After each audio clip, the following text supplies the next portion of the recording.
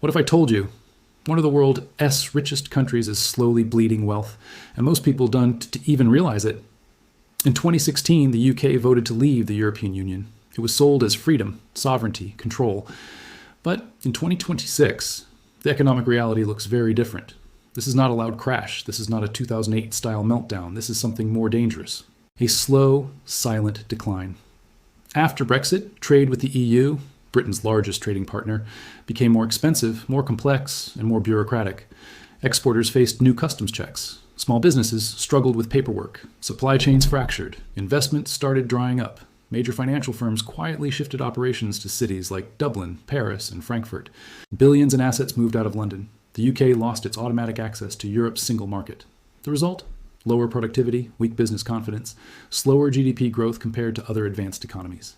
Meanwhile, inflation surged after the pandemic and energy crisis. Food prices jumped, mortgage rates climbed.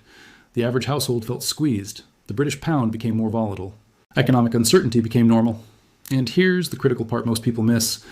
Brexit didn't just reduce trade, it reduced leverage. Before 2016, the UK was a leading voice inside the European Union. Now it negotiates alone. In a world increasingly dominated by economic blocs like the EU, the US, and rising BRICS nations, global power today is about scale, and Britain chose separation over scale. Since the referendum, growth has consistently underperformed compared to similar economies. Business investment has lagged behind countries like Germany and France. Labor shortages hit key sectors from agriculture to healthcare. This isn't collapse overnight, it's erosion, a gradual weakening of economic momentum.